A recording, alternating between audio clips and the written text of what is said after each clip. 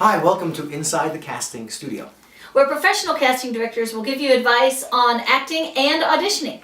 I'm Megan Foley. I am Chuck Mara. Today we're going to answer a question, which is going to be... What should I wear to an audition? Oh, that's good. Okay. You're going to get all sorts of... Something is good.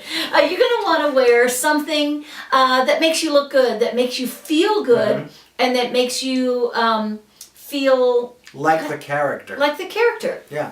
And kind of in charge of your audition. You don't want to go in feeling sloppy unless that's what the character calls for.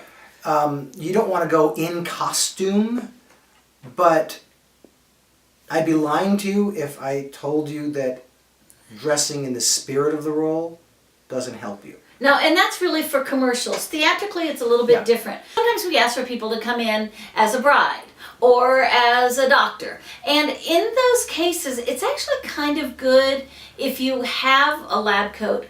You don't have to have a bridal gown, although people do come in bridal gowns, and it sometimes works for them. Like we did a pageant, and you didn't have to come in sparkly dress with your hair made up and all that kind of. But the ones who got callbacks. I'd forgotten about that one. It's true. The ones that got callbacks were the girls that came in their hot pink satin gowns off the shoulder with their hair all done and their makeup all done. It really is. And other very beautiful women who just came in party dresses didn't.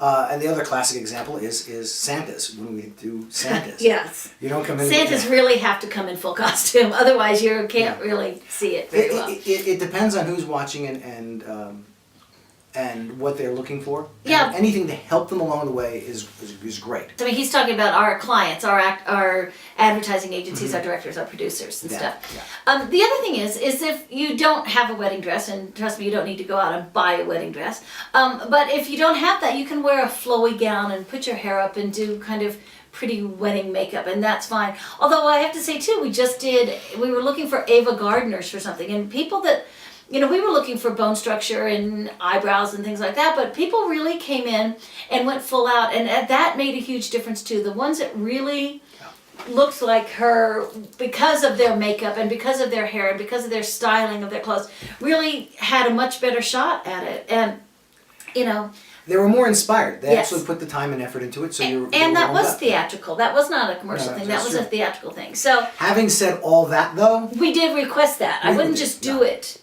without them requesting it, right? Yeah, no, we did request it. Yeah, I know. But it's going to be your choice. But having said all of that, if you find yourself having to audition and you didn't bring the right clothes or the right makeup or the right shoes or, you can still kill it. You can still do it right. Because ultimately we're hiring an actor. Unless we're hiring a lookalike, ultimately we're hiring an actor. And you can bring a performance that's really strong that people cannot ignore.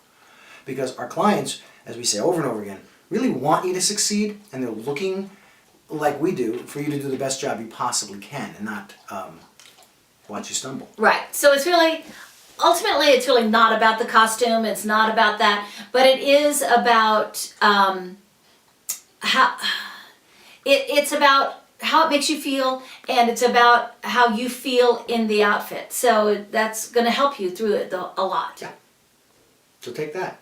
Full-on handstand on the edges of the table like this. It will just collapse. Fold it like a card table.